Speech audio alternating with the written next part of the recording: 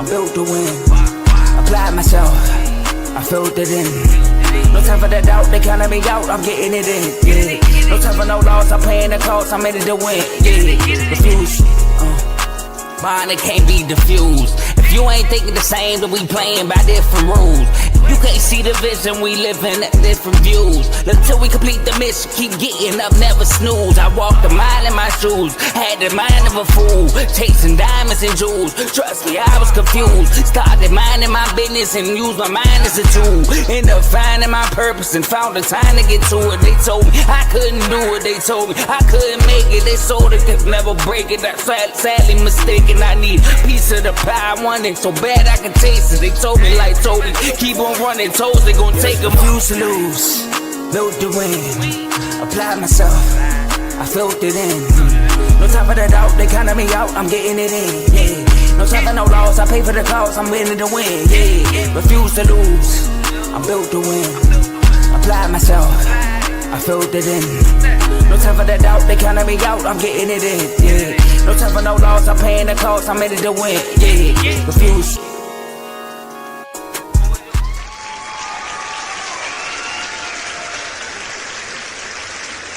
Woo!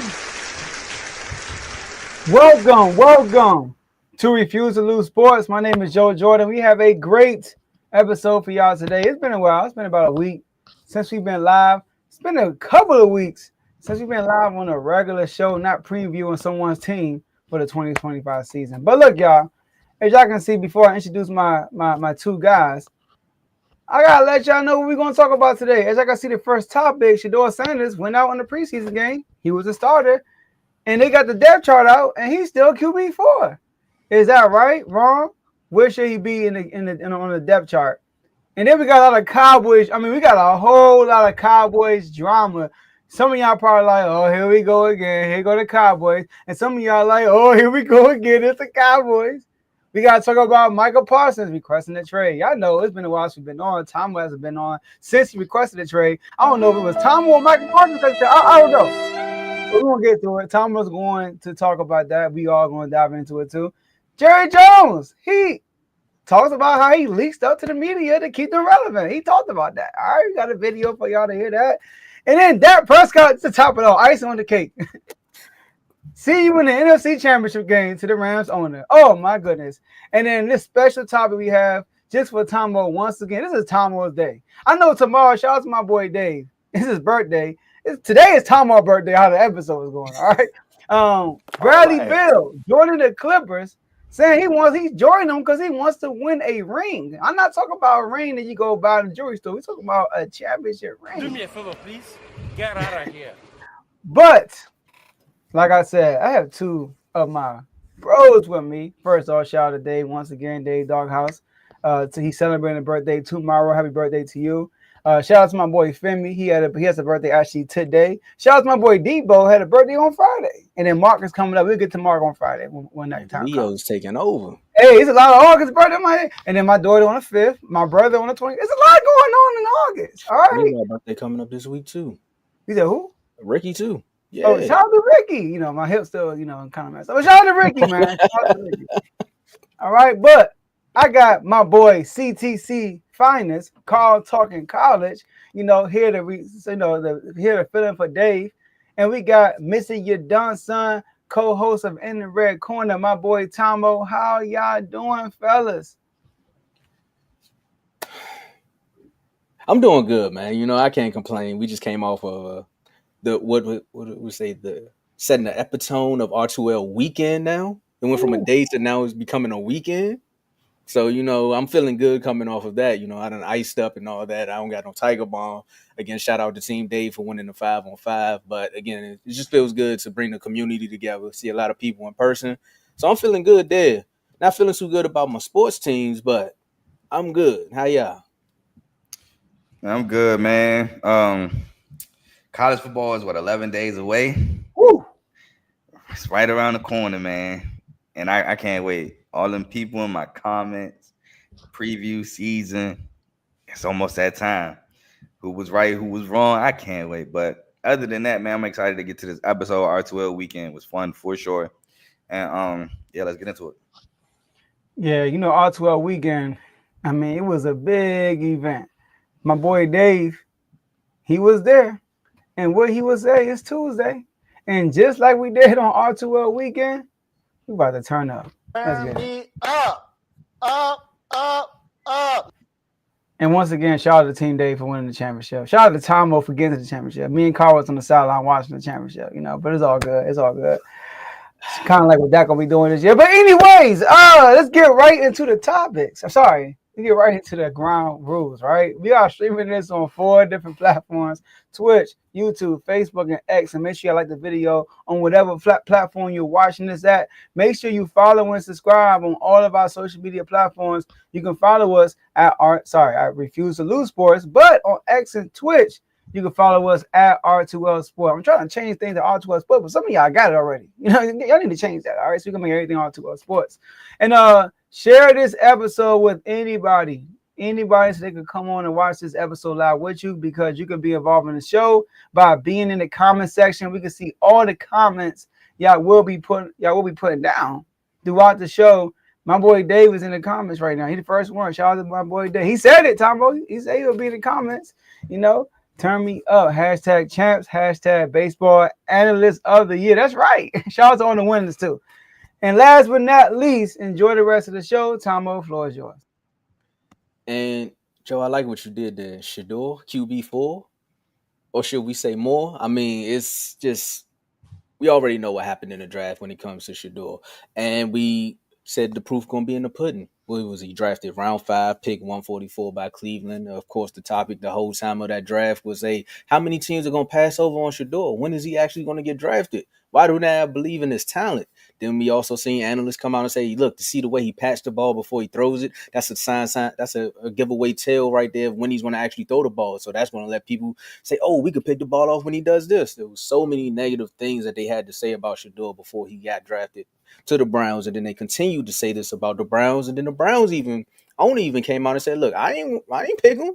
The GM did, which had me puzzled, because I'm like, well, ain't that what the GM supposed to do? He's supposed to go out and get the scouts and pick the players. So why the owner coming out saying I didn't pick? You ain't Jerry. Like, why you come out saying? But anyway, we'll talk about Jerry in a minute. So then people were saying they signed more quarterbacks. So how many quarterbacks you gonna have in the room? And Shedeur said, you know what? Give me some reps and I'll show y'all what I can do. Shedeur just did that in the first preseason game. He went out against the Panthers, and some would say he lit it up. Some would say he deserves to not be in the 4th spot. But this is not my division. We got a Ravens fan here to talk about it. We know how you feel about the Cleveland Browns when it comes to the panels and when Tay is on. But we know Carl's going to give us expert opinion on why Shedeur should be starting as the Cleveland Browns quarterback. I'm just playing. Carl, should Shedeur be QB4? No. And I was surprised. Who else but Cleveland? Who else but Cleveland would do this? The man is a baller. Now, one thing I heard, I don't know if it's true or not, but this is what I heard, that he had something in his thing called prime equity, to where he gets percentages of his jersey, and that's why teams were scared to take him, because he gets a lot of his money from his jerseys. Man, look, the man is talented. The man, let's name the quarterbacks that's in front of Shedeur Sanders.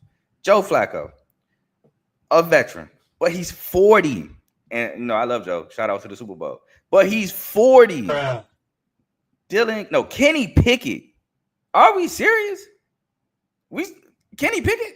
Sure about that? And then Dylan Gabriel. If Dylan Gabriel is in front of Shedeur, honestly, then we know why the Browns have a quarterback carousel every year. It's because they can't analyze a quarterback. They can't scout a quarterback. They had Baker, and Baker did well, and they ran him out of town. I can't see how you can see how accurate Shedeur is, how poised he is in the pocket, and the throws he made, like the one touchdown on the run, inside ball, low pass.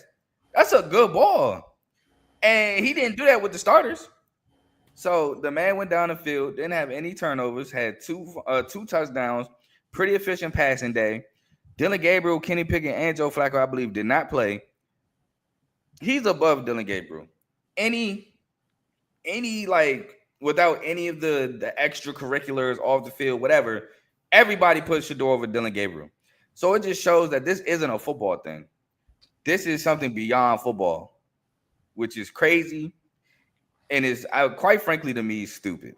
But no, Shedeur is not QB4. Shedeur is QB2 at the worst, at best. Y'all know I said this a few episodes ago. He should be starting week 1. I can go Tomo. So based on what we feel like Shedeur is before he got drafted, he should not be QB4. Based on the depth chart when he got drafted, he should be QB4 though. And let me explain. So Joe Flacco was QB1 when he got drafted. Kenny Pickett was QB2 when he got drafted. And Dylan Gabriel was QB3 when he got drafted. Okay. So what changed since then? The preseason game. Now, obviously, he's been playing well in the training camp. That's what we've been hearing, right? But the preseason game, he played well. See, the reason why, if this was a regular situation, you had QB4 and a QB3 of Dylan Gabriel, 2 rookies, and let's take away the names, right? And let's start them off from scratch from that preseason game. I would keep Shedeur at 4 because we still haven't seen Dylan Gabriel in the game yet. So I feel like the Eagles game that's coming up, because one thing that's impressive about what Shedeur did, he did that with the seconds against the first. Like he went against the Panthers first defense, and he had the Browns second defense, whatever, second offense, whatever. So this preseason coming up against the Eagles, Dylan Gabriel should start and see what he can do. Hey, can you outdo Shedeur? And then after that, Shedeur comes in the second half. And then then there should be some movement. If Shedeur looks good still, and Dylan Gabriel just shows you that he's not on Shedeur level, then you should move that. You know what I mean? Like so. But based on what we think, I think he should be number 2. I do think Joe Flacco should be QB1 because Joe Flacco has shown, even at the age he's in, that he can win you some games. He did it with the Browns. He did it with the Colts. You know, with the Browns, led them to the playoffs last year. The Colts got to a slow start, and he got them to an 8-9 record. You know, so I do think he should be QB1, but Shedeur definitely should be QB2. But based on the depth chart, how it was we got drafted, let's wait till the Eagles game, then we can flip off some stuff. Sound like politics to me. I mean, this whole thing was politics. Yeah, I mean, it is. Even when he left from his college career all the way up till now, it sounds like it's been a lot of politics. I mean, we already know how the league feels about Prime and make sure Prime, man, we're going to make sure you're getting well. But you don't think Kenny should be second just because of veteranism? No, based off what I know, he better than Kenny Pickett. I'm sorry. Exactly. Okay. But based on the depth chart, Kenny deserves to be 2 because he's been hurt.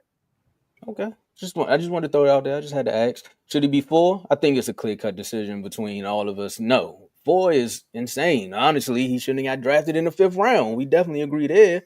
And again, Joe, what you were saying about Dylan playing against the Eagles, I don't think the Eagles want to play their starters in the second game, but their defense is. They might.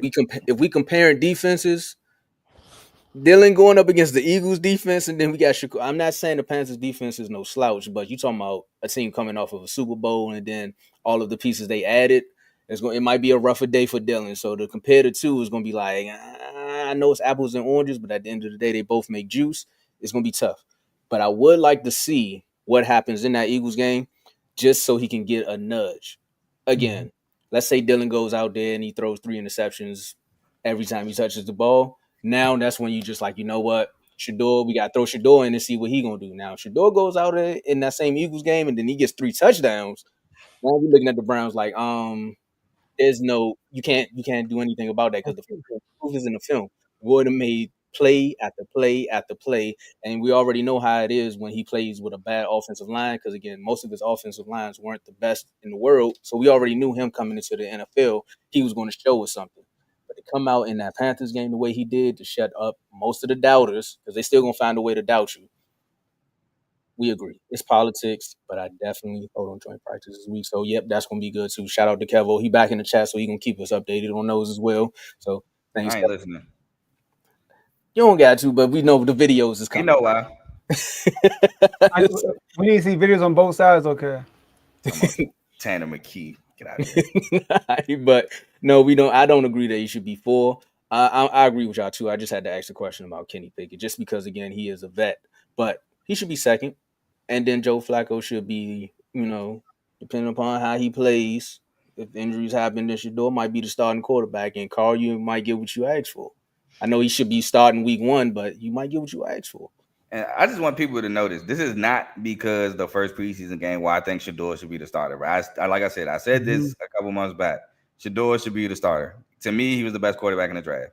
Outside all the extracurriculars, just playing football, to me, he was the best. Cam got it the nod because he had a great season at Miami, but Cam wasn't considered a number 1 pick coming into that Miami season. He worked his way to get that, which is fine. But Shedeur was considered a top pick before all the extracurriculars, and it was a shot Shedeur was dropping out the first.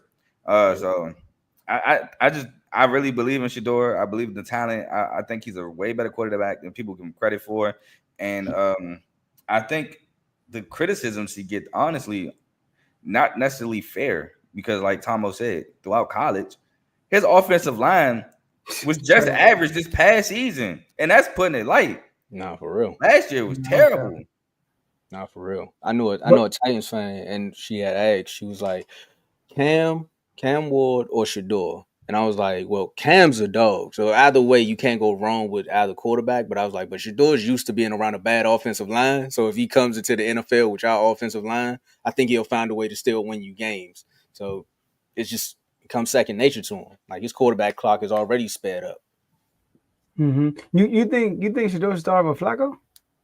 Yeah, I said that earlier too. Like in the past, I don't start Flacco. He's 40. I understand. But Carl, this is not like a question I'm asking you for the future. This is now. I understand. Okay, how old are you? I get that, but look, I'm gonna put it to you like this. I understand he won games 2 years ago. I understand he won a couple games last year. Very inconsistent last year, by the way. But we know as you get older, that extra year becomes more and more impactful. Now, when you're 25, 26, you do something 2 years ago, cool, you're around the same player. But when you 40, 38 is a big difference than 40 as age. So I think you get a young gun. I think you get a young gun a shot and let Joe Flacco mentor him. But here, Joe Flacco already said, "I'm not here to mentor." He already said that. But also, a lot of these quarterbacks are getting ruined because they get thrown in so early. It'd probably be best for Shedeur if he's sitting behind Joe Flacco and then Joe Flacco screw up and then he can grade himself in versus starting on week 1. And then when he is playing bad, then there's a reason to bench the dude and then put Joe Flacco in. So that's why. Go ahead. I was gonna say I hear that, but a lot of that happens when you come in and have high expectations. Shedeur, because of all the politics and stuff, is a 5th round pick. So people ain't expecting him to come out and take the Browns to a playoff. The Browns, we are. But the fans too. No, I don't know about that because even Dave in the comments said the Browns media hating on him. The media. I'm talking about the fans. I don't know. I feel like they want Shedeur to start. I feel like the fans will give him grace because they feel like he already in a bad position psychologically, so they can explain that to if he does play bad. Like, look, y'all didn't play with him. He just drop all that other stuff. I hear you. I do. But again, the fact that Joe Flacco is 40 is a big reason why I think Shedeur should start because I'm not saying the fans gonna want him out the field. The fans will have high expectations, and if he does play bad, it gives the Browns a reason to be like, see, Joe Flacco gonna win. I would rather him replace Joe Flacco versus Joe Flacco replace him. That's what I'm saying. But I do want to say this though, like Bryce Young, a Bryce Young type pick. Now, Bryce Young's situation was bad though, but that's the more overall pick. No, I'm not talking about the pick. I'm talking about what Joe's saying. He come out there and start. He play bad, then he get benched for an older quarterback. Look at Drake May. Come back. Okay, that's a better one.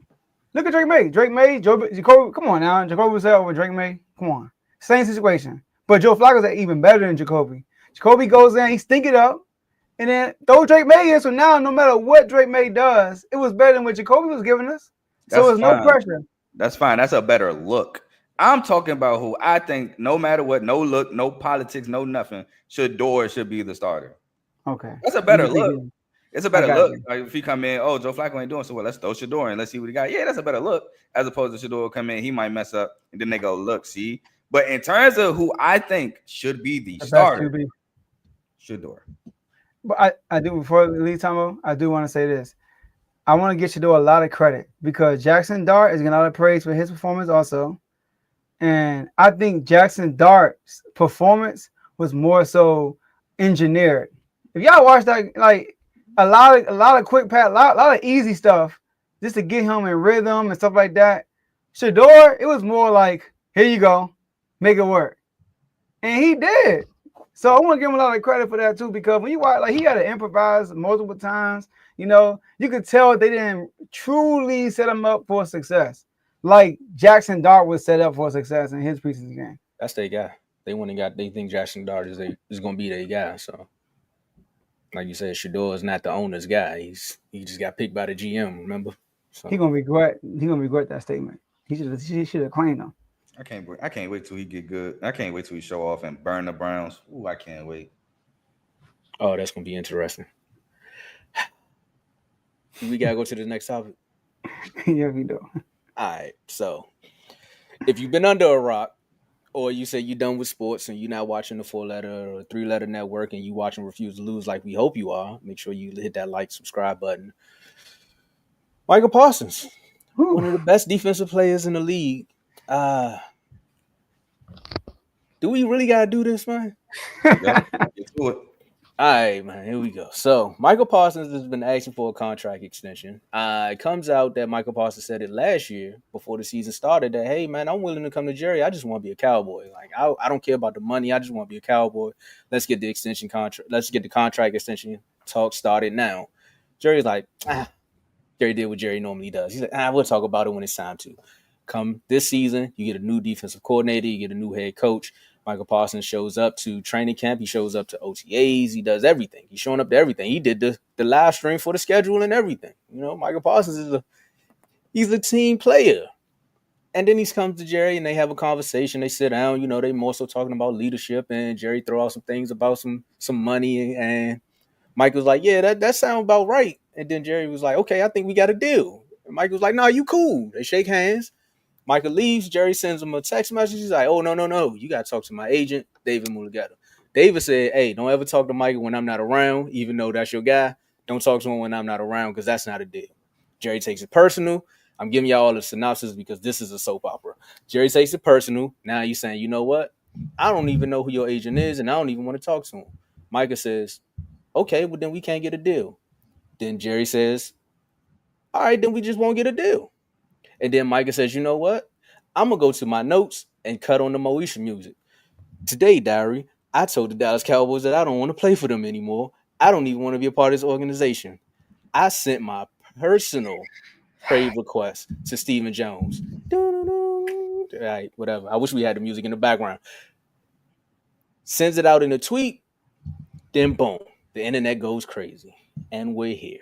Michael Parsons requests a trade. I think we're now on week 3 of him saying that he's waiting for them to trade him. I think we're on week 3 of Jerry Jones just coming out and saying anything about anything. Question is, Tomo, how you feel about it?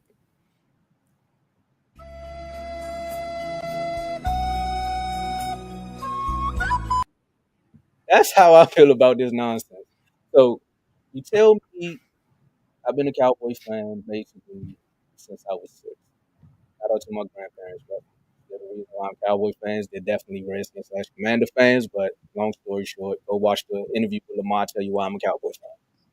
There's Brian, DeMarcus Lawrence twice, Dak Prescott twice, Zach Martin. Oh, there's a bevy of names that I could throw out there. I wanted to throw out Emmitt Smith, but Emmitt Smith came out on the blue carpet last night for the Netflix premiere. That's for the Cowboys documentary is coming out on Netflix. I think it's on August 19th. I get you some promo, Jerry, since you like talking about it. But Emmitt Smith came out and said, don't keep comparing our two situations. I was a free agent. He's still under contract. I played out my contract. Basically, it sounded like Jerry did some funny stuff, but nobody will sign Emmitt, so that's why he stayed a free agent, and that's why he's so upset. This here is more so upsetting and confusing to a fan and the fan base. He did it with CD too. Sorry if I didn't name CD. But you're talking about a player who says he's willing to take less money. He just wants to be a Cowboy. He came to you 2 years early. So that means you wouldn't have to worry about the Max Crosby, the Myles Garrett, the TJ Watt. Who knows? Maybe the Bengals find some money in their pocket and pay their pass rusher. But you wouldn't have to worry about this because he came to you 2 years early and said, I don't care. So technically, I think you cared about the money, but I don't care about being the highest paid defensive player. I just want to be a Cowboy for life. Part that gets me is when you, Jerry, and your son come out, Catboy. You don't want to reset the market for your players, but yet you reset the market for almost all your players. And you have one player willing to come to you and take that discount. You didn't do any of this when Trayvon came to you and took less of the deal because he could have had the same amount of money that Sauce got after the year of him leading interception. He could have did that, but he took a friendlier deal. Micah comes to you and says that. I'm mind boggled, honestly. I don't even know.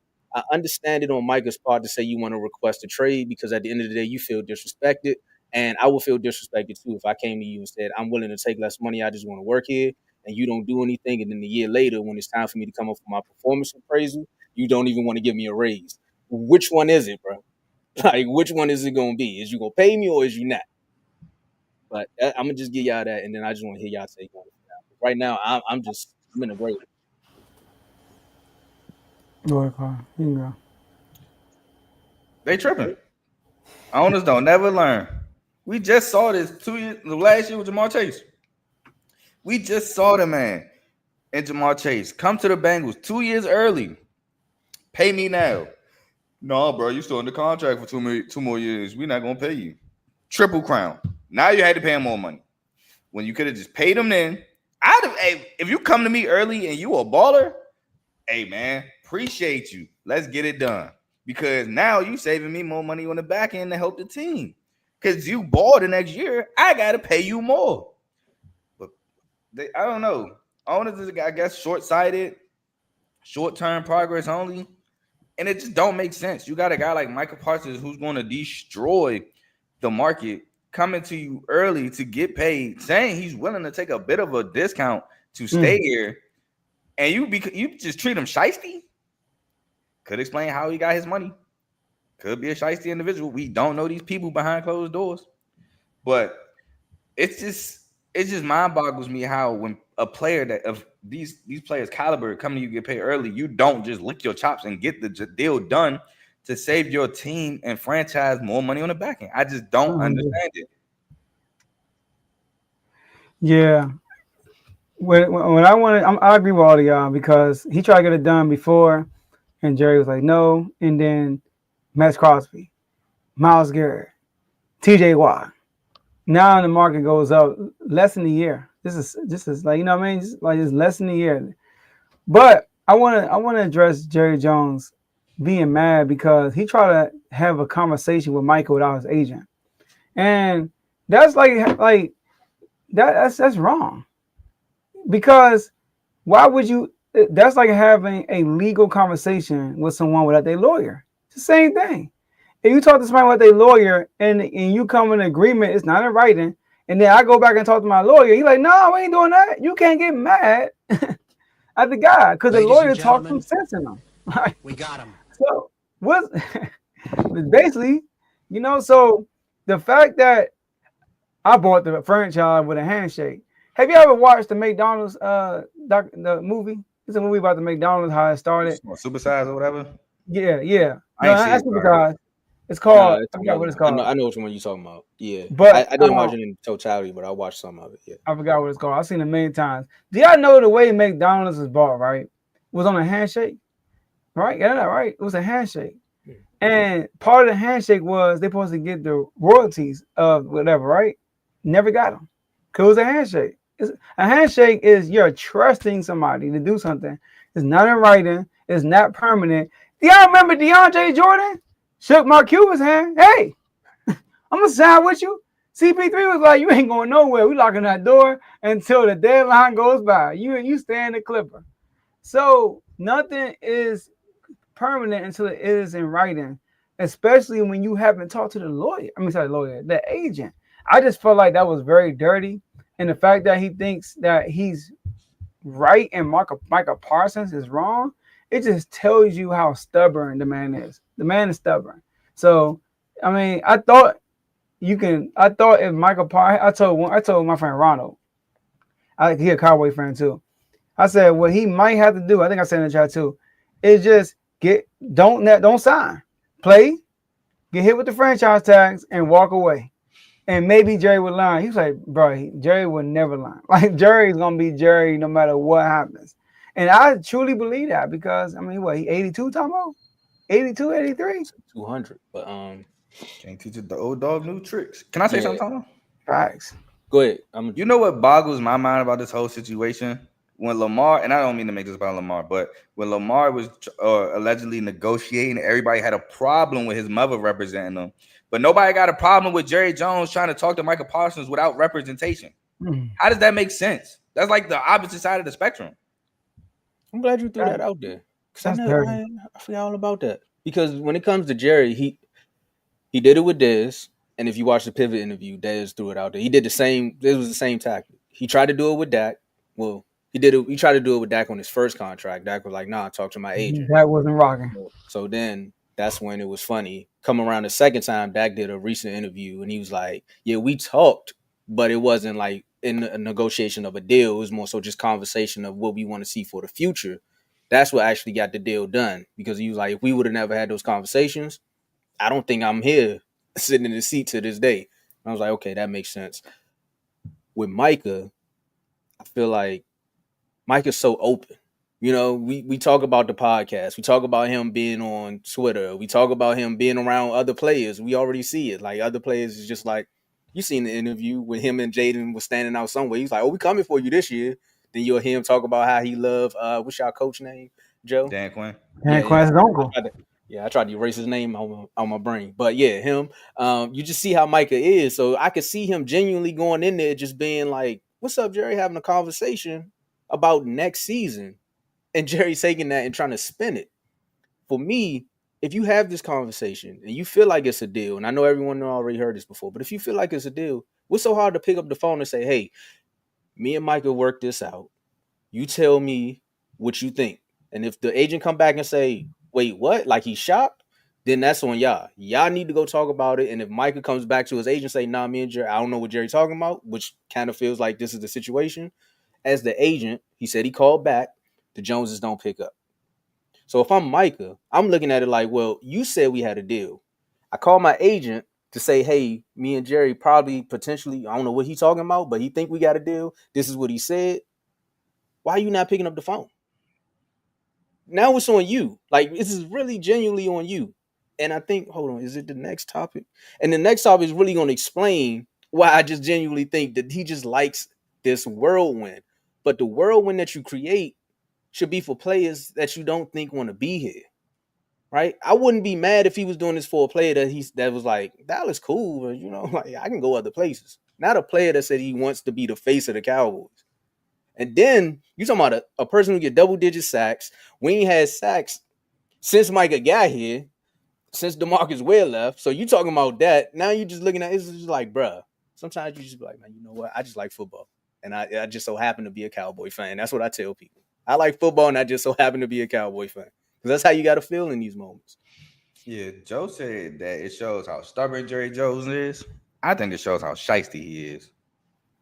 He a oil man. Because you got to think about it. Y'all keep naming examples of him trying to make handshake deals without agents being present. That says a lot to me personally. I don't know if y'all watch Landman. That's dirty. But that's how them oil riggers be, man. Them oil folks and people who got ranches like down south, and when you got land, everything is word is bond. Like my word is my bond. Like we don't need contracts, we don't need this. But bruh, how did you sign Dak Prescott? How did you sign CeeDee Lamb? How did you sign Zach Martin? How did you sign your deal with AT&T? Like AT&T a person just didn't walk in and say, hey, I'm AT&T. You don't put the name on the stadium with a handshake. You had to go through litigation. Like, so some of the things you say makes no sense. Yeah, it's being a hypocrite. And then the agent, oh my goodness. Then the agent that's George Pickens' agent. So we gotta deal with this next year. Like, bro, it makes no sense. He's a well-known agent too. He ain't no slouch. Why are you not trying to get the 2 for 1? I would be more so upset because I'm saying I'm calling David. I'm trying to get George Pickens here for 3 more years and he ain't answering. Not just Micah. Man, his agent, I mean, he a well-known agent, unlike some agents I know. But Oh, there you go. but There you go. I'm off. yeah, I think Jamar Chase is his agent. If I'm mistaken. I know he was T. Higgins' agent at one point. I think he got Jalen Ramsey, if I heard correctly. He got some people out there. I know he got J.C. Horn. I think he got Pat Surtain. He got a lot of guys. Yeah, He probably used to be his agent. I don't know, but I know he's one of the most popular agents. Yeah. Oh, it's Rocky Arsenault. That's Jamar. Yeah. Yeah, Jamar used to have him, and he let him go because he was the same agent for Jesse Bates too. Man, so he had Jamar and T. Higgins? Yeah. Dang. Okay. Yeah. Do you think, David? Yeah, no. My real reaction is I think a deal gets done, but I think it scorns the relationship though. You could have had a happier version of Michael Parsons throughout his career. Now you just about to have Michael Parsons was like, I play for the Dallas Cowboys and I want to be one of the best defensive players in the league. I'm not saying he turns his back on his teammates because I think that's why he's a part of everything. But when it comes to him and Jerry, I think he's going to start treating it like how Dak treats it. It's like, bro, it's a business at the end of the day. I go home, you go home, but when we here, we just got to deal with each other. I'm not going to lie. My biggest issue is the handshake thing. Damn. That's about it for real. Him thinking that was legally binding is crazy. Yeah. Mm-hmm. No. Yeah, that's my only issue with that. Not only, I mean, obviously he could handle it. Let's get to the next topic. Oh, and he got David Montgomery. He got Deshaun Watson too. But yeah, that's the. I think I talked about that when we talked about Jamar Chase contract and Trey Hendrickson. I think I brought this up. You got that fully. Yeah, he had Deshaun Watson. That was the. I mean, see, he got clientele. He got people he can look at. He ain't depend on one guy to get a contract. And go ahead. Let's go to the next topic. Joe, you sound to sound like somebody who like to create turmoil, who like to just drop when they name that brought up, they like to just bring their name up for no reason. I'm gonna let you play this clip right quick because I brought up the Cowboys in the Netflix premiere, but while they were on the blue carpet, Jerry Jones had a lot to say. Woo, he did. What he had to say? With the Cowboys, how do you view the franchise's role in shaping not just the NFL but also pop culture largely as a whole too, with a lot of things? Well, I do believe if we're not being looked at, then I'll do my part to get us looked at.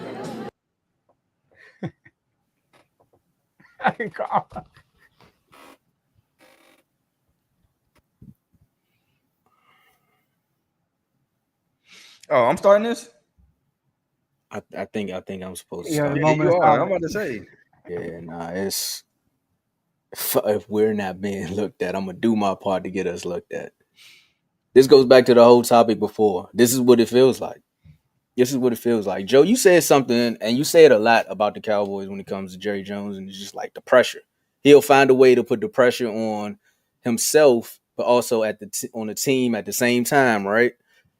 And I gotta ask people, and I had to think about it. I was like, if you really play for the Dallas Cowboys, there's got to be two reasons why you play for them. One, you're looking for another contract somewhere else because you know all the media hype is going to be on you. So if you ball out, another team is going to look and say, hey, we could add him over here to Jacksonville and he might be the next best thing, or he might be the missing piece because look what he did over there in Dallas. So it's like you want to become a head coach somewhere. So you like, if I call the right plays or do the right things, maybe, I might be an offensive coordinator somewhere, take a team to the Super Bowl. Now I'm a head coach somewhere. You just never know. There's just one of those reasons. Or the other motive is you like, if I'm the guy to get this team over the hump, I know my retirement is going to be lit because I'm going to get all the media jobs. People going to call me just to be calling me because I'm the guy that got the Cowboys over that 30-year slump.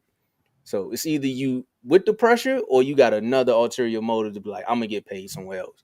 Because to hear that from your owner, right, or GM or president, whatever Jerry wants to be that day, because he's definitely marketing. He's selling it right now. You got to say, we got to win in spite of everything that Jerry Jones says. Like, we gotta win in spite of. But then it's like, do I really want to win? Because it's not even gonna be about me. It's gonna be about him. Like, imagine Dak makes it to the Super Bowl, right? And he balls out, and he's the Super Bowl MVP. Guess who's gonna be the first person to talk? Jerry. He gonna be the first person up there. Yeah, I mean, that's everybody though. Everything. But he gonna make sure Dak say 2 words, and he gonna get the commercials. He gonna do everything to make sure you like, look, after 30 years, I told y'all we could do it. It's gonna be like when LeBron won his first ring. You can be like, about time. And it's gonna be like, wait, what? You ain't even do too much. You the reason why we had to overcome half the battles we got here. If you didn't keep the media attention on us, we would be all right. Because honestly, the Cowboys shouldn't be talked about this much in the media when you got another team in the NFC East who won the Super Bowl. I've never seen a team that won the Super Bowl get less. Well, I've seen it because the Cowboys been around for a while. But they still talk about the Chiefs when they won more than they talked about the Eagles. The last thing I heard about the Eagles was an injury scare. I have yet to hear anything else about can they repeat? What are they going to do this year? Who's going to win the NFC East? And then when people do bring up the Cowboys, it's either Micah or the Commanders are better than them, and we feel like the Commanders are one piece away. That's why they need Terry. That's it. But those are other topics that you can talk about, and this is what Jerry would do. He's like, yeah, I'm going to string out the Micah thing because I know Terry ain't signed yet. I know the Eagles won the Super Bowl, so I want them to keep talking about me for now. And what's going to happen on week 1? He's going to sign Micah to one of the largest contracts in the world because the Eagles got to drop a banner. So when they drop the banner, or he might sign him after the Eagles game. Who knows? But this is crazy. This is crazy. Y'all go ahead. I can go this one. I'm not going to lie, Tomo. This is not my issue with Jerry. Jerry is just selling it. You know what I mean? My issue with Jerry is the head coach he picks. I think that's the problem, is he don't pick the right leader for his team. But the players got to perform. I mean, at the end of the day, I mean, do we honestly think y'all losing playoff games because Jerry talking too much? Look, now the days go by. Yeah. I honestly don't think y'all losing games because Jerry is in the media. You know, Jerry mindset is like, dog, I've been number one since I basically got the team, for real, right? And y'all want me to dial it back? If you guarantee me a Super Bowl, I might dial it back. But you gonna guarantee me a Super Bowl? No. So I'm gonna do my part, which is make sure we grow our franchise. But the reason why we ain't losing is because of me. You know what he said when y'all lost the playoff 2 years ago? You know he put it on, right? Did he say how much a quarterback find that? Oh, When it comes to the contract? Yeah. I mean, how many All Pros y'all had since Dak been there? I'm not going to turn to the Dak situation, but how many All Pros? I'm prepared for that on the next segment, but I think we had like a solid 30. Y'all got a lot of All Pro. Y'all had 9 repeat players. Y'all had 9 players who went All Pro. Not 9 years. Like I'm talking about 9 players, and a lot of guys went All Pro multiple years, but 9 total players that went All Pro. The only team that got more than y'all are the Eagles, the Chiefs, the Ravens, and 49ers. They all at least, well, not the Ravens. They all been to the dance. You're right. You know, I mean, we've been to the championship game. I said the dance. That's why I said the dance on the I said the big dance for a reason. You got the Rams who won. Y'all got more than the Rams. The Bengals who been in the Super Bowl got more than the difference between all these teams is the leadership. It's either the quarterback or the coach. So I think that's what. Can you scratch the Bengals from that though? Quarterback. Oh yeah, Joe Burrow. You said leadership. Yeah, no. Quarterback, you good, but leadership. The head coach, yeah. But I think he was the first year head coach at the time, right? Carl, This is his first head coach. Yeah, he was the first year head coach. You know what I mean? He did his thing. You know what I mean? But it wasn't. I don't think it was the first year. I think it was his first job. I want to say Burrow's first year they came in together. Okay, probably second year then. Yeah. But I know he was young though. My whole thing is this: Jerry Jones, obviously, if he don't talk, maybe it will help. But that ain't the big problem, though. To me, at least. To me. Because there are guys that's always in the... LeBron. I mean, he ain't as bad as Jerry Jones. But LeBron be fishing, too. And LeBron still be in the mix. You know what I mean? Like, so he just needed right personnel that's gonna perform with the. I mean, it's Dallas. It's what do you call it? What do you call it? What you call it? The Broadway of the NFL. That's what he called it. It is though. You know, so he gotta sell it. He doing his job. He said, "Yo, I'm gonna do my job and sell it," but they gotta do their job and perform. So I ain't gonna lie. I never was against him doing that. Never was. You know what? I'm not gonna go with my first mind, but Let's have fun. nah, I ain't gonna do it. I ain't gonna do it. I'm a pile on this old man. That's crazy. But what I will say is like, bro, it just I don't know. You know what I'm gonna say? It just seems insecure. Like I have to be the ones we're talking about. If y'all not talking about it, I'm gonna make daggone sure y'all gonna talk about us the most. Cause look at me. No, bruh, that's not the focus. I mean, we can talk about y'all, right? We talk about how ever since you know who left, Coach Johnson, Jimmy Johnson left. It ain't been the same. You ain't even making the NFC Championship game. We could talk about how it really wasn't you. It was Jimmy Johnson. We could talk about all those things, but then you're gonna be mad because it's negative publicity. But it's just seems like, bro, all right, we get it. Like, you want to be talked about. Cool. Y'all still, like, you have to win something, though. Being talked about is all cool and dandy. But if you're not winning nothing, it's just like, okay, what's the point of wanting to be talked about? And you haven't won anything. Now, I get it. It's not on a Jerry Jones, like Joe said, because players do have to perform, and he does hit on, like, well, the Cowboys as a collective has hit on players. A lot of people question Travis Frederick, became one of the best linemen ever for the Cowboys. He hit on that. He's hit on linemen Zach Martin, Tyron Smith. He's hit on Zeke. A lot of people wanted Jalen Ramsey over Zeke. They hit on Zeke. He hit on Dak in the third, fourth round. He's hit on guys. But y'all have to win. Like, me personally, if I'm not winning to the magnitude as I was winning, I ain't going to be quiet, but I'm not in the rush to be in the spotlight either. And then another thing that was like, what have you brought to the NFL? A white powdery substance. That's all I'm gonna say there. Talking about the Steelers? Y'all yeah, we banded together in that one. Y'all ain't gonna keep putting that on us. Y'all ain't gonna keep putting that on us by ourselves. I mean, the name of the team was literally CC, and if you know, you know. But I mean, shout out to Miami for starting that name, but we partied together. Why you think we got bold?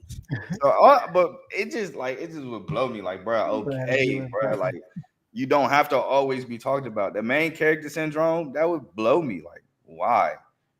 All right, I get it. You want your franchise to make money, revenue, cool. You're going to do that regardless. But like, if you're not talking about, he basically was saying, like, if we're not talking about every second, I'm gonna make sure we are. That's basically what he's saying, because it's not like people don't talk about the Cowboys. It's just he wants them to be talked about every second of the day. Like, no, bro. It's 31 other teams, and no offense, there's a pecking order that y'all not on top of. No offense again, Tomo, but y'all are not on top of the pecking order. Like he said, we got the Eagles that won the Super Bowl, and yet like the first month you had like Brandon Graham popping up on like First Take, and you know it was a couple Eagles talk there, but like for the most part, the Cowboys just took right back over, which is crazy. Wild part is Terry held out, right? And I didn't want to bring it up, but then I was like, "Ho, Joe, this is your first time being in the spotlight. We got to talk about it." And what happened 2 days later? Terry said, "I requested a trade." Literally the next day, Micah said it, and we ain't heard nothing about Terry since. Like, Terry be on the C block.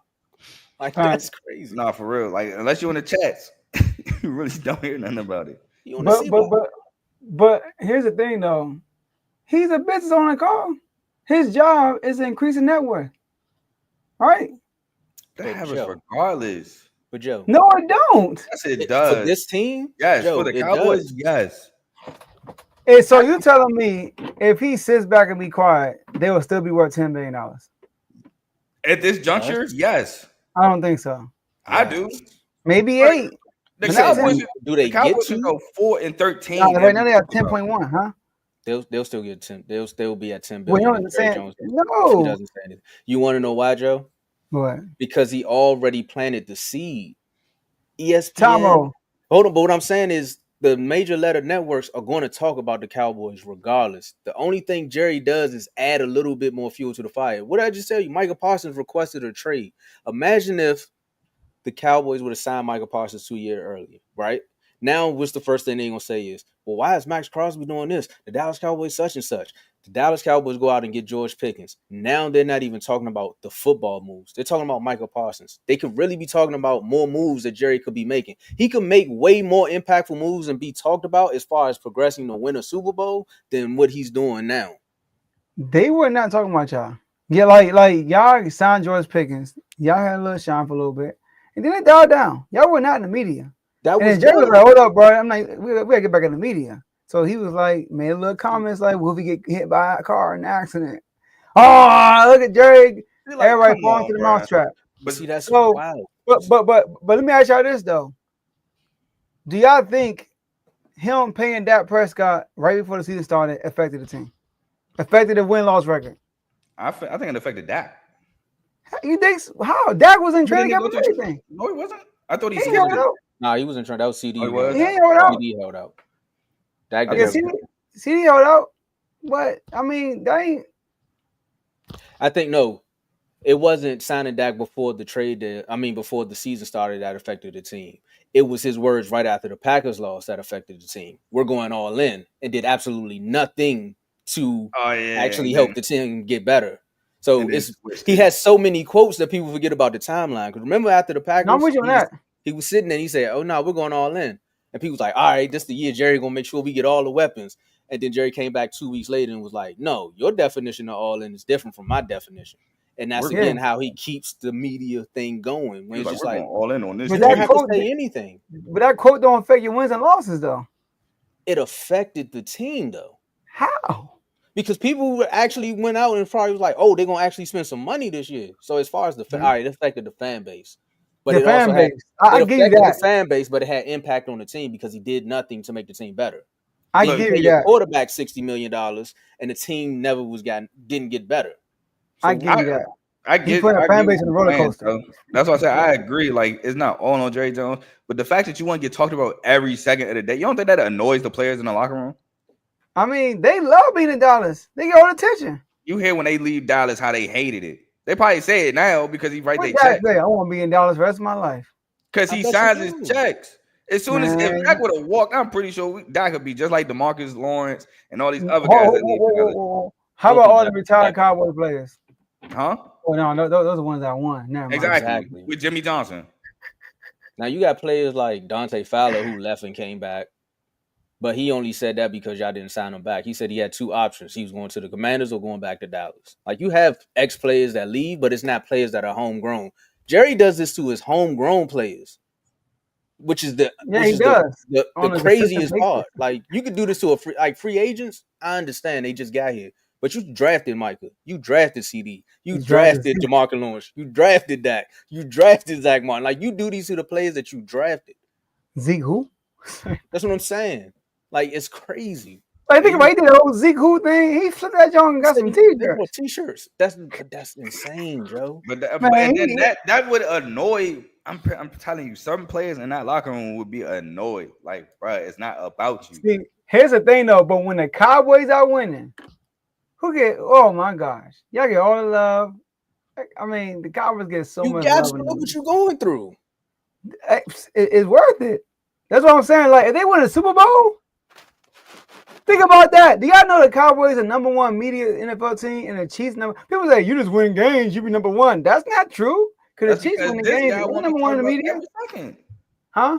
That's because this guy won't be talking about every second of the day. What did I say? You watched something? They had a whole segment about the Chiefs. I'm the wrong person to ask that question. I don't watch sports media. Tomo, that's something you watch other than first thing first, because they got a Chiefs fan on there. I was going to say that unless they got a fan. No. The Eagles talking about killing Jalen Hurts. The only reason Brandon Graham thing because I was at work and somebody had it on while I was working in their house. That's the only reason. And he actually on that show. It's Good Morning. It's on NFL. Oh, damn, they part of ESPN too now. So never mind. Might as well say his first take. But that was Good Morning Football or something like that. You talking about? But the Brandon Graham. Oh yeah, Brandon Graham. Yeah. Well, I'm just saying, like, at the end of the day, the players got to perform. I would love for my owner to put us out there like that. Now, I won't love the shenanigans he pulled in the offseason. I'm not gonna lie. But when Micah signed that contract, what up, Jerry? Hey, what's good, bro? Like that gets right now. See you in the NFC Championship game. We're gonna talk about that in just a second. So let's put it like this, though. I was about to call you Jerry, Joe. Well, you So let's money, put it y'all. like You this, know, Joe. Look, yeah, that billion is it's a different thing. But you're a business owner. If he could separate the football talk from when he's trying to market something, I would be okay with that. Because, like I said, this whole summer feels like one, he's trying to take away from the Eagles' shine, but also this Netflix documentary has been talked about since last year, and now it's about to come out. I feel like all of this is just a hype, like it's one big rollout just to say, "Look at us again." And Carl, you called it though. None of this hype is yours unless it's Jimmy Johnson. So I feel like it's always been like, because that his best years was with Jimmy. Of course, he got the one with Brian Switzer, but that was Jimmy's team. that was Jimmy's team. And then after that, we haven't seen very Switzer, my brother. But we haven't seen you in a championship game since then. And I do want to say this, Tomo. Go ahead, As a fan, I would hate this. I would. If I was a Cowboys fan, I'm like, bro, what are you doing? Because he is putting y'all through a roller coaster. It's like, yo, we just want to play football. I get where you're coming from. I'm just telling you, when it comes to the wins and losses, what Jerry's doing is not like him selling y'all to the media ain't affecting wins and losses. Him handpicking y'all coach, the leadership is hurting the wins and losses, in my opinion. We'll see what this new guy got. I mean, would you now then say that's decision making, and he shows that time and time again his decision making isn't that great? Yeah, I'm just playing devil advocate with that one. Yeah, I agree with you. No, he's not perfect. But also to Tomo's point, maybe he's picking these coaches so he can get away with the media stuff. I mean, you said Bill Parcells ain't rocking. Nah, until you got T.O. And you see what Bill did after that. He said, I'm gone. I'm not even going to play around with you. I'm not even about to do this with you. But even in that moment, you see when we talked about the get hit by a car, they was talking to Shotty. The camera was on Shotty. He gave the perfect answer.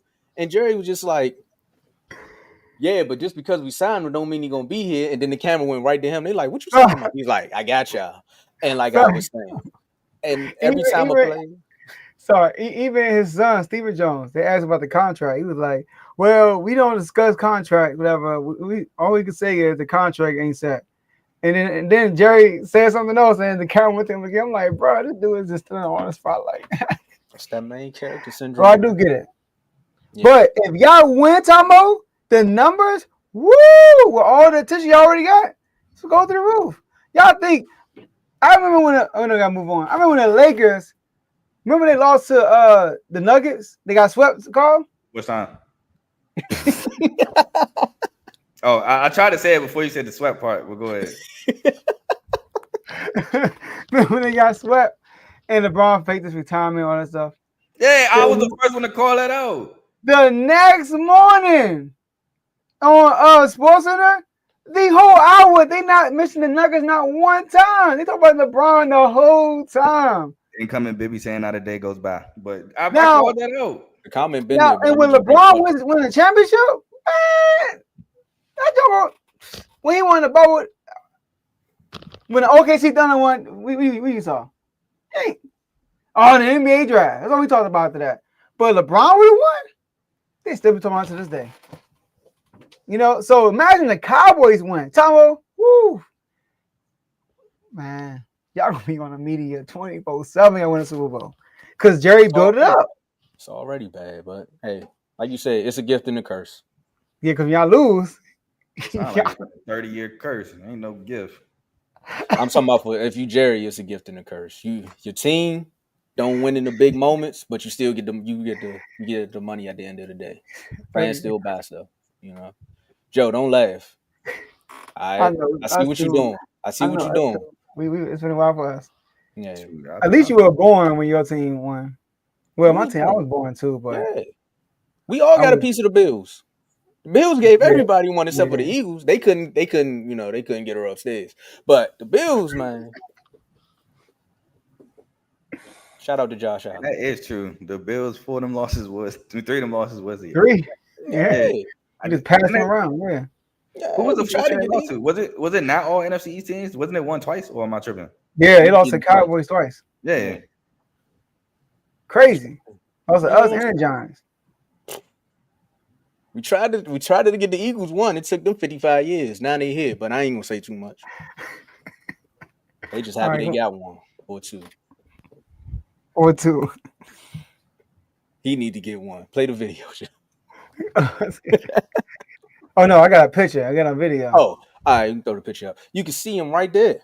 Look at Dak Prescott right before the preseason game against the LA Rams. Smiling. He's with ownership. He's like, hey man, I got my man of the year patch on. And I got some words for you, you know. We see you in the NFC Championship. He sells that to the Rams ownership. And I've been going first on all of these. So I'm going to sit back. I got to hear what you guys got to say. Because the last time, I know, but the last time I came on here, it was about Dak saying, you know, I feel like we're close to the Eagles right after they had a Super Bowl. And then I had to come on here and defend the comment. And people was like, but no, they just won the Super Bowl. And I'm like, okay. He just talking about him. He ain't talking about, you know, the Super Bowl, blah, blah, blah. I'm going back and forth. And now he's talking about the Rams, see him in the championship game. All right, I'm going first. Forget it. People in the comments saying, Dak, yeah, you right, you're going to see him because you're going to be watching him on TV with us. You know what I'm saying? The comments went crazy. And I was just like, you know what? I ain't mad at Dak for saying what he said about the Eagles. Granted, you can feel how you feel. Blaze somewhere typing right now as we speak. But sometimes you got to speak some things. You got to do something different. You know, you got to speak it into existence. You don't watch Jaden Daniels come in here and just take a team on his back. You know, he had 5 on it all the way to the championship game. And then they got 55. But that's a whole nother story. At least they was there. You know what I'm saying? They got 5 interceptions on the way there. It's just so much stuff that went in their favor, Dak. So it's your turn. But I want to share something with you. People want to bring up Dak Prescott and his playoff record. They want to say he 2-5. You know, he led the Cowboys to 4 NFC East titles, things like that. It was like Dak in his big games, he just can't do it, right? So I went back and looked. I said, let me look up Dak's defenses in these playoff games, right? I was like, because people always say, Tomo, but what about when he threw the pick and they did this? But what about the game where they lost here? I'm going to start off in 2016. That was against the Packers. Aaron Rodgers and crossbar, if that's what Skip called him. But the wildest kick I've ever seen outside of a video game. I've never seen a kick in the dome go far right and find his way back towards the middle and go right in. Okay. Defense allowed 413 yards, gave up 34 points. Aaron Rodgers threw for 356 yards, 2 touchdowns. The defense struggled to contain the Packers. Okay, I'm not mad at that because, again, that defense, again, was fighting for his life anyway, right? Fast forward, Dak Prescott against the Seahawks. He wins this game, 24-22. Shout out to Carl for refreshing my memory because I had to go back and watch that game. Zeke helped him out with a few runs, but Dak led him right after he got into that goal line and scored the touchdown. But the defense allowed 299 yards, 22 points.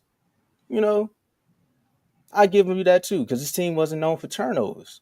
Then they go play the Rams the next week. They weren't known for getting to the quarterback. You know, this is just a band of brothers trying to make things work.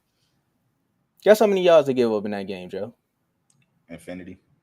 459 yards and 30 points. The Rams' powerful rushing duo of Todd Gurley, who's the same age as Mike Evans, but Todd Gurley is not in the league anymore. See what the league do to running backs. And C.J. Anderson. Where is C.J.? Where is CJ? They gashed him for 270 yards on the ground. When you end the playoffs, you need to stop the run. CJ Anderson and Todd Gurley probably still somewhere running marathons with a cowboy jersey on their back. Fast forward, 49ers. This was the game right here. Number 1 offense in the league. 49ers come in there. Carl, take it away right quick. I still stand behind that the 49ers should have been favored in that game. Well, let me tell you this. Defense allowed 341 yards total, 23 points. While the defense held up for much of the game, they struggled to contain the 49ers' rushing attack, which had over 160 yards on the ground. But guess what Dak did? Dave. He threw a pick. Come on, my brother. He threw a pick. You know we can't put that up there. I know, right? Dang. His birthday, he wants some little something. No, you're right. Man, definitely. He shut down that number 1 offense. I got you, Dave. I'll read it. But 160 yards on the ground. Can't stop the run. So guess what's gonna happen? Debo was getting rushes. Everybody was running the ball that game. Cowboys lose, and we all know how they lost. Dak did the QB draw. Ref touched the ball, but then we couldn't spike the ball because the ref said he didn't touch the ball. But I watched you touch the ball while you wasted 2 seconds. And Tony Romo said, "Oh, he's gonna snap it. No, game over." Forget you, Romo. Fast forward to 2023. Cowboys versus the Bucks. One of Dak's best playoff games. Another one right there. So that's the second one. You got Seattle and you got the Bucks. And Joe was like, "Tom, all he had to do is just not be the reason they lose." I'm in Cabo, turned up. Kev said, "You went a week too early, my boy." I was like, "Man, I was trying to find Zeke." He was out there running in Cabo saying, turned up, 31-14, retired the GOAT. Now he announcing games on Fox on Sundays. Shout out to Tom Brady. If you in the NFL chats, you know what Carl will be saying in this moment when we bring up Brady. Yep. Go to the next week. It's like, here we go. You just can't be the reason you lose. Defense was known for turnovers. They was getting turnovers that year. Michael Parsons, I think this was his first year. Trayvon, this was his year. Bounce, I think this was the year Trayvon had all the picks, right? Allowed 312 yards. They gave up 19 points. Defense played well this game, though, so I'm not even mad at them. Just had 2 interceptions by Dak, so that was your moment. So when people start talking about the championship game, they're like, look, when the defense show up, what you going to do? You got two interceptions, Dak. You can't really do that. Some people will say Tony Pollard going down with that hip tackle really messed up the offensive flow of the game. But, hey, you can't blame. Injuries are going to happen. It's football. You get what I'm saying? So 49ers win that one, then go on to lose the Super Bowl. Fast forward. Block out. Had to get them back. I seen them in the comments. Now we want to talk about this Green Bay game. Joe, so for 2 years, the 2022-2023 season, the Cowboys were known for turnovers. Defense was getting to the quarterback. They was doing everything they needed to do, but couldn't stop the run. 2023, all they talked about was the offense. Winning games at home. Dak Prescott was second in MVP voting. Technically third, because one person voted for Josh Allen, but they don't want to bring that up. But the start of the DEI MVP. it was written. The start of it, yeah. Also, that same season, the Cowboys should have technically been that 7th seed, but we had another team that found a way. And if Chris was here, he would tell y'all they was trying to beat up their quarterback in the locker room, and they fell out of that second place. And now the Cowboys are now in second place in the conference. Got a home game. You're going up against a young team. What should you do, Dak? You should go out there and make things shake. But guess what Aaron Jones said? Me and Jordan Love, 415 yards, 48 points. The defense was unable to slow down. I don't know why they're talking about Jordan Love with the passing. But I think Aaron Jones had almost 100 and some yards. Almost. 3 tugs. Yeah, 3 touchdowns, probably like a $140 or $130. I meant to say 200 yards. 3 touchdowns. Michael Parsons wiped out every play. Malik Hooker, I'm not helping Michael Parsons with his whole I want to be paid neither, but wiped out of every play. If you want to talk about can the Cowboys get to an NFC Championship game with Dak Prescott, I believe they can. But can I get the same production from the defense that I get from at least somewhat of an offense when the playoffs come? Because I've seen Lamar Jackson have a game where 2 turnovers happen and he still found a way to get the game back somewhat sustainable. And then, of course, we all know what happened with Mark Andrews at the end. But when your defense is helping you out as well, you need a complete game on both sides. So I know y'all want to crack y'all jokes and say, can he get him to the championship game? Well, he got to find a way to win a playoff game. But they're also the same people that you want to get paid also got to find a way to show up in those playoff games as well. Yeah, Aaron Jones had 118 yards off 21 carries and 3 touchdowns. He averaged 5.6 a carry. 5.6. So that means every time he touched the ball, it was almost the first down. So first of all, he dissed the Commanders and the Eagles in that statement to the Rams, because those were the 2 teams in the NFC Championship game in his division, and he told the Rams, "I'll see you there." Basically saying the Eagles and Commanders will not be there. And the Lions. And the Lions, okay. I throw Lions in there. But, we division rivals, you know what I mean? So, and number 2, Tomo. Yes, the defense probably didn't show up. But did Dak show up? The issue is Dak played bad too. Let's go to that first 49ers game that you talk about defense. Let's talk about that first 49ers game. You said it. Y'all were the number one offense in the NFL. So expectations going into that game, although Carl said I feel like they should have been underdogs. Y'all are at home with the number one offense. Dak, did he break the touchdown Cowboy record that year? It's a Cowboy record. Continue. And like it was an NFL record or something. All right. So look, Carl, I don't know if you know this. Oh, I got it pulled up. The number one offense, all right? Let's look at the drives. Punt, score a touchdown. Punt, interception, punt. What am I supposed to do with that? I mean, come on now. And like you the number one offense. You talking about 1, 2, 3, 4, 5, 6, your first 7 possessions, you get 1 touchdown, 5 punts, and an interception? That's ridiculous at home in the playoffs. It's the first game too. The 49ers, touchdown, field goal. I mean, after y'all going through all that turmoil, the 49ers was at 10, 13, 16, 7. Huh? 16-7. It was 16-7 at one point. And y'all couldn't do nothing. And then the touchdown they got was off of the interception. You threw an interception, and they were on the 26-yard line, and they scored. Debo, shout out Debo. I was about to say Debo run play. But it got set up because the previous job before that, y'all stopped them. But the interception set up the touchdown to make it 23-7. And then y'all punted again. Then they punted. Y'all get a field goal. They do an interception. You finally get a touchdown. They punt again, and you get turnover on downs. Like y'all had. You want to know the turnover on down play? I got you right there. I Cedric really Wilson don't. was wide open, and he dropped the ball.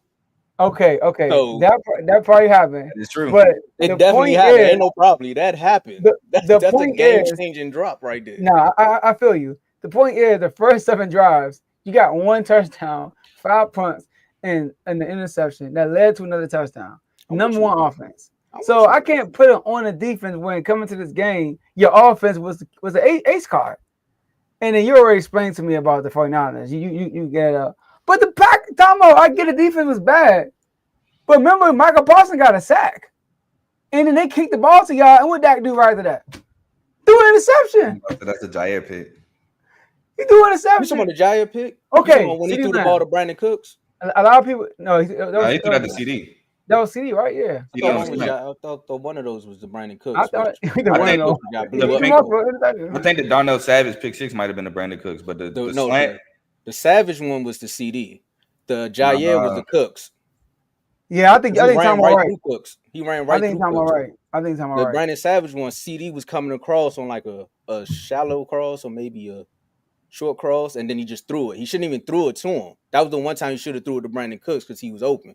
Then the one he threw to Brandon Cooks, Jair blew him up when he should have threw it to CD. So like I said, I'm with you there, Joe. But he had a chance. He would have had a chance to make up for that if Aaron Jones wasn't allowed to get 6 yards of carry. Okay, I'm going to talk about my guy for a second. The Eagles game, right? Although double nickel. But do you watch that game and be like, dang, JD5 got to be... And obviously, he can always be better. But you watch that game like he was part of the problem. You don't. You don't watch that. That's your Rams game. Huh?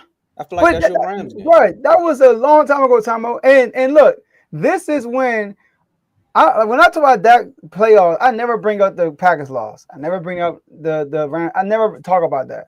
Because in those days, your running attack was an ace card for your offense. Since Dak took over, that's what I talk about. When Dak was y'all driving force in your offense, that's what I like to talk about. Because, like back then it was Zeke. Zeke was a lot of the offense. And Dak did play well in those playoff games. But that was a long time ago. That was a whole decade ago almost. I mean, that's what, 2016, 2017, 2018. I mean, I was living in Maryland still. I mean, that was a long time ago. So my whole thing is, I'm not mad at him saying that, though, at the end of the day. I'm not mad at him saying that. You just got to back it up. All I know is the last time somebody said that, Fox 5. Fox 5, see you in the NFC Championship. Remember your boy Dan Campbell called? Remember that? Went to the Vikings head coach, Kevin O'Connell, see you in the NFC Championship game. What happened?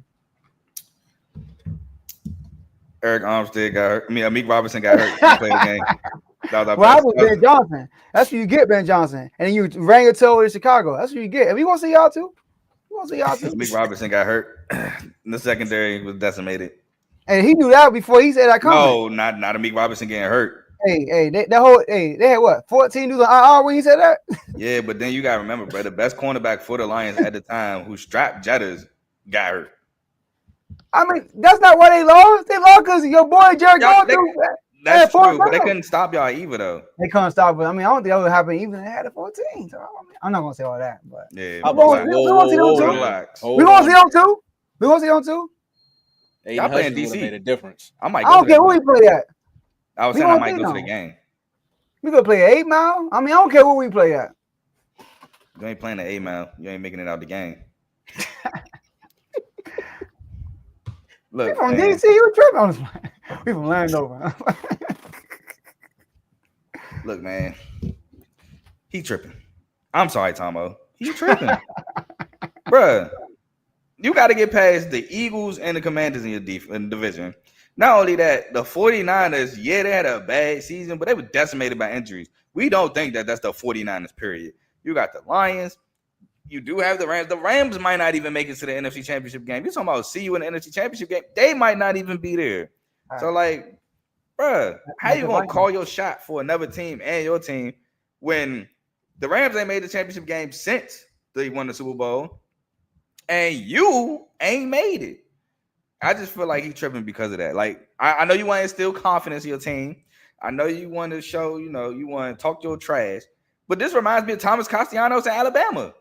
Yo, man, you're going to beat us at Florida State. You just went 2-10. You're not about to hang with us. You just put a bigger target on your back now. And now what? He don't make it to the NFC Championship game. Let's just say it's his fault. Then what?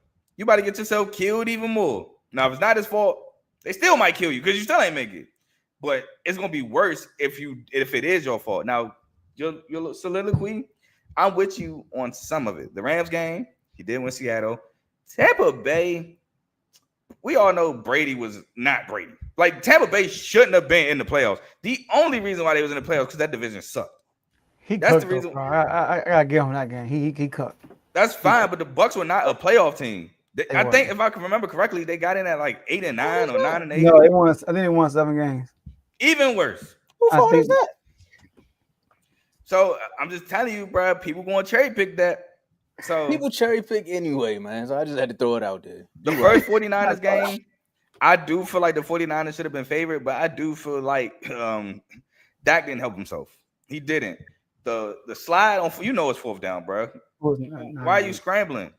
Either throw it in the end zone or get down early. He kept running. Like, get down. That was dumb. Like Joe said, he did throw the pick to set up the only touchdown that the 49ers had in the second half. I agree. The defense basically pitched the shutout for real. Because I blame that on that. And you have 7 points at the half. Now, I'm a guy that forgives you if you can come back, which he did lead the comeback. But the pick was terrible. But also the Cedric Wilson drop was terrible. I will give you that. The Rams game, I'm with you 1,000%. What am I going to do when they running for 150 apiece? Now, I'm exaggerating, but you get my point. I'm barely exaggerating, by the way, too. The Packers might as well. The Packers game, I'm 50-50. I do think the defense did not help you. But it was one point, I think Luke Musgrave was like, nobody was like within 20 yards of him on play action. Wide open, like wide a punt. Open. Yeah. That happened twice, I think. Yeah.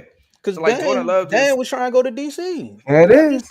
Jordan Love was just sitting back like a Madden mini game, just finding the open receivers. Aaron Jones, he did, by the way. Aaron Jones was running wild. But Dak don't help with that pick 6 before the half. Oh, my God. That was a nail in the coffin. And they was driving, too. That's the crazy part. They were driving, and he throws the pick 6. And then the pick to Jay Alexander. I get it. You want to trust receivers, 3rd down, 50-50 ball. It happens. I get that. But I do blame the Cowboys defense a lot more than somebody else would for that one. I'm not 100% like, oh, man, Dak choked out. No, it was just a team loss. That's a team loss. Seahawks game, that's a good one. But overall, it's like you haven't put the body of work together overall as a team to be calling your shot for the NFC Championship game, and you coming off an injury. So like we don't even know how you gonna bounce back from this injury yet. I can see if you was coming off last year, you lost the Packers game, and you say that cool, but you're coming off an injury. To me, that he's tripping. Tripping, Carl lost his word. Like, Hey, look. All I know is he's probably saying that because of everything you just said, Carl. I came off injury. I know what the record is. We standing right here in front of the guy. I probably don't even want to be talking to him, so let me just say something. And here go the media catching it, just like when we was what was it, the Atlanta game? When he was like, man, we suck. It's like, bro, the camera when he's supposed to catch that. But now here you go, it's like boom, another moment. So it's just like, yeah, no, we see y'all in the championship game. I think if he was talking, go ahead. Go ahead. I was like, I think if he was talking to another owner, maybe in another, I don't know how the conversation was going, he probably would have said the same thing. I mean, we wouldn't play a rival. And now, let's say, play the Ravens this week. Who knows? If he was out there, he's probably talking to the Ravens, like, see you in the Super Bowl. You don't know. I'm not saying he's crazy for. First of all, I'm not judging if he's crazy or not. My end. I know, I get what you're saying, but I'm just saying it's just in the moment. Man, I wish I had the video. Going to the Super Bowl, but I mean, if Lamar would have called the shot, I'm like, I love you, Lamar. I think you're a dog, but as a team, we have not put together the body work to show that we getting over that hump. Now, I get we made the moves, but we made moves years before. Yeah, and that Packers game, CD definitely didn't show up either. But like pouting. Yeah, he was terrible. He dropped like multiple first down passes. But if you watch the video, did you see the owner after Dak said that and he walked off? No. He all right, well, you gotta watch it. Like Dak said what he said, they all shaking hands. As he walking on like this. He tripping. He probably said He's the like, same yeah, thing. bro, that's how you look. You looking like this man. Something else by saying that. He's tripping. When I first we didn't know stop being an owner. They haven't even sniffed the NFC Championship game. That's what he's already probably telling himself.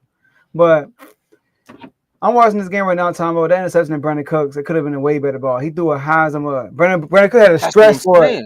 That was dumb. Yeah, okay, yeah. I'm with you on that. Ball. That was dumb. And it was your own territory, what led to a touchdown. Yeah, that was dumb. So, like,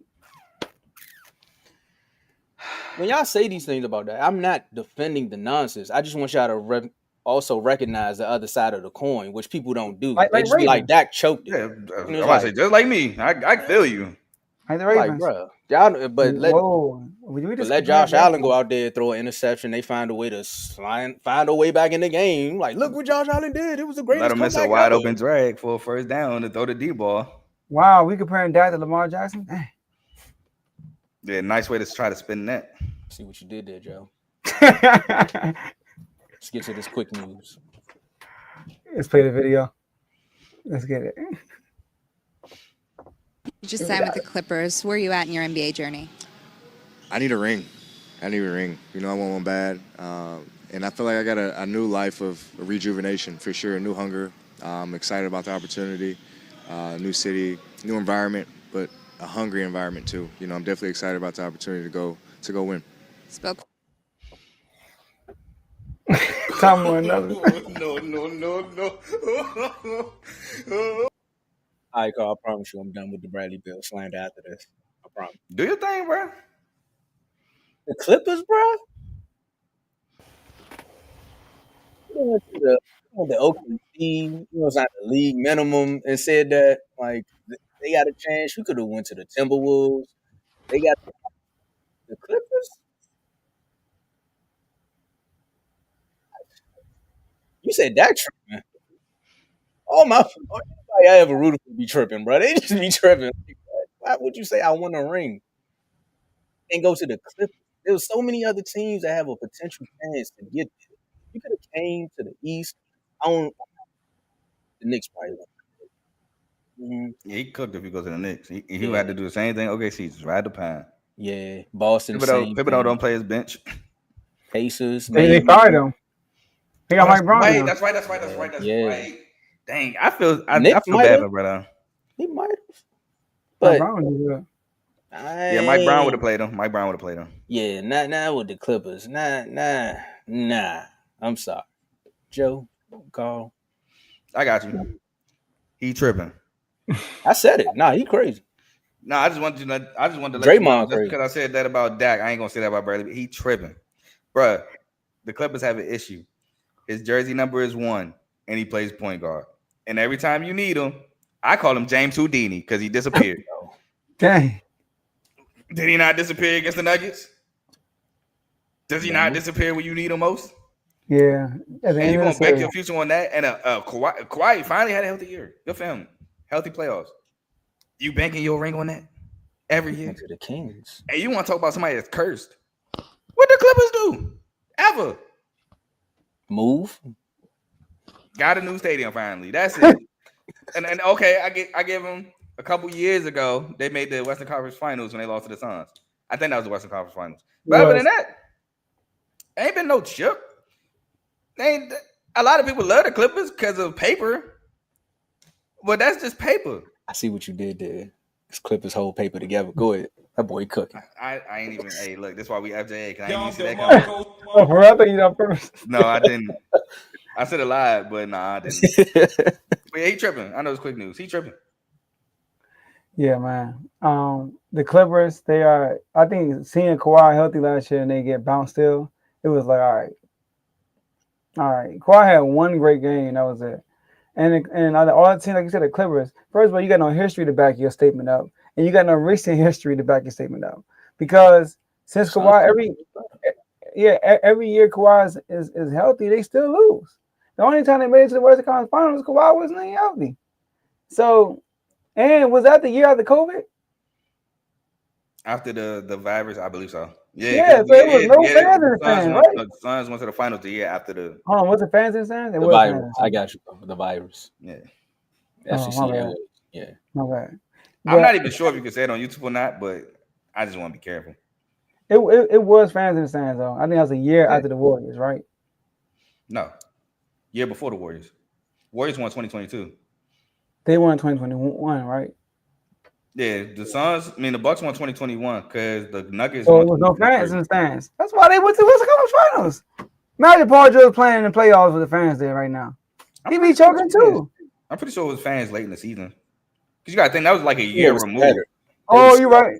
Yeah. I think you had to get like a. They have fans. But they was there. They didn't have fans. Anyways, he tripping. It's just something to say. That's how I look at it. Like, I don't have it in the ring. Bro, you came there for a contract and you came there for the weather. He came there because his wife from there. So he's trying to get close to home. Like I knew once the Suns got rid of him, say he going to Compton. He going back. Happy wife, happy life. We understand, bro. So go get the other ring. Don't worry about this ring. Because it's done. You're done, son. And I had so much more to say about Bradley Beal, but it's quick news and we gotta get out of here. He's about to get the suffer ring. Now he cool with that. He did all that in Phoenix. They thought they had a big three. I know. I'm not against sweat. I never even sweat in my life. Sweet. Sweat. You're not in the East no more, Brad. You can't say stuff like that. I know. And then you left it. Go ahead, Joe. You're gonna have me go on I'm start going on my rant, man. I'm gonna just throw this one out. All right, my last words, man. Shout out to the whole R2L network. Shout out to the whole R2L family. Shout out to my boy Lambo Anlo in the intro. Shout out to my brother Erhan on the logo. And hey, shout out to R2L Day. It was a very eventful weekend, like R2L weekend, I should say, like Tomo said. The basketball game was really fun. You know, a lot of knees were hurting, backs, joints. People sore still to this day. I'm feeling good. How y'all feeling? Y'all feeling good? I'm good. I move like heavy stuff out of people's houses. I'm good. Yeah, I'm good too, man. These other dudes too getting old. That's what it is. But shout out to Team Dave and Team Tomo for getting to the championship. Shout out to Team Dave for winning. Shout out to our team for not being the worst team out there because we beat out Team Teddy was transferred to Team Blaze. We won the third place game, baby. Yeah, so third place. We got a medal, Carl. We got a medal. Them other dudes don't. They off the podium. We on the podium. Oh, y'all was on the same team. Yep. Yeah, sir. You like the dude that had the champagne bottle with the bronze medal? Yeah. That's what they were saying about Kings fans. Well, we won third place in the East. I went to a championship game before the Cowboys. Oh yeah, my life is great. Go ahead. Dang. You too, Jeff. Oh no, my bad. No, hey, at least we got to the championship game. You was in the you was in the Super Bowl. We was in the game. Hey, no, at least we got to a game before the championship. That's what we did. Oh, so y'all was in the wild. I think we all did that though. Automatic. But yeah, we lost, man. You know. Anyways, but Saturday was really good too. Very eventful. Shout out to everybody who got an award. If you wasn't there, make sure you reach out to me and I could give you your award. But yeah, man, Commanders. I'm unfazed with the whole Terry situation. You know, I'm for real. Jeremy Fowler, he came on the Commanders radio and he said that he see a 20% chance of him holding out when the game starts because he ain't trying to lose no money. So he compared it to Jamar Chase. You know what I mean? Jamar Chase, you know, he was 2 years removed, but Jamar Chase played out his contract, played it out, and they got a triple crown. He got paid. So he see Terry doing the same thing. He going to just suit up and play. I saw him and Adam Peters. I saw my story. Him and Adam Peters was chopping it up. So yeah. We said though, we need the camera to be on him like that. Hey, they were talking. It's the first time I see him talking. He did that. He said, "No, Jerry Jones. We gonna stand outside and talk." See what he did. Terry had a hood on though. It was like 93 degrees outside, but you know. Anyway, but that's all I got for y'all today. Go ahead, Carl. Appreciate y'all for having me on the show as always. Got CTC coming soon, probably tomorrow night. And then Joe, are you still doing the SEC Thursday with me? Joe will be on the SEC show with me Thursday. So, and that'll wrap up the Power 4 conferences. Then this weekend I got the 10 group of 5 schools you should look out for. Wednesday after that, we should have the playoffs, championship, and awards show, and then we on the week 0, baby. So I'm excited. I gained a couple subscribers since then, so shout out to y'all. I appreciate y'all. MSU, give me a go bowl game, please. Please. I do want the Chipotle Bowl too. Let me not say that. But I want an actual bowl game as well. But yeah, that's all I got for y'all. Oh, Tomo, you're not in the portal. All right, you read my mind because that was one of the first things I said after I announced. Y'all talking about Jerry Carl over here with the handshake deals, man. I'm stuck. I need an agent. What? I'm trying to leave and you won't let me go nowhere. Sound like a handcuff, but not a handshake. Hey, and I told you why I want to leave. We got unwanted. You be all right, bro. Good thing he make good music. That's all I'm gonna say. So, shout out to our superstar members. Shout out to Worm, Joe, Dave, myself, Teddy, Cardo, Coach Coombs, Javon, Lamar, Giovanni, Chris, Decorius, Mike, Taniqua, Tone, and Mike again. And for all of the members, it was a pleasure seeing you all in person again over the weekend. I heard we're doing keeper leagues. I don't know. We want to announce too much now. We're going to talk about it as the year progresses. But again, another year of R2L. It went from R2L day to now a weekend. And like you said, Joe, it's just going to keep getting bigger. So that right there lets you know we're going from a day to a weekend to now bigger venues, more things to come. My last words is we'll see what happens with Micah as far as his contract.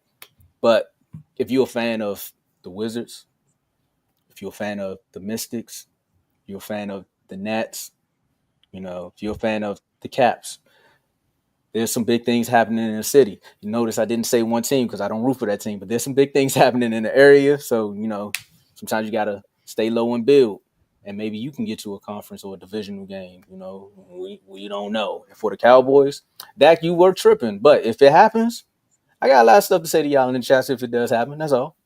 That's all I got for y'all. Oh, and a recent episode of In the Red Corner came out this weekend. Make sure y'all go check it out. Facts.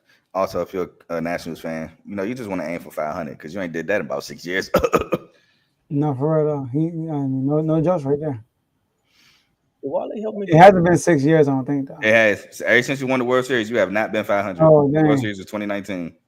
I think Wale made the jerseys 1 year. That might have been no reason. Bro, no, stop it. Stop. I'm going to look it up. Bro, stop. I'm going to look it up.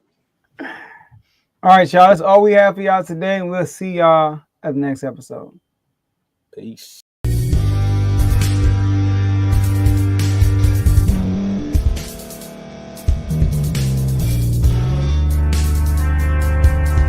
you for staying to the end. If you're watching this on YouTube, please like this video, subscribe, and also hit that notification button so you can be notified next time we put out a video. If you're listening on any podcast platform, subscribe and hit that notification button, y'all, so you can be notified we put out another podcast audio.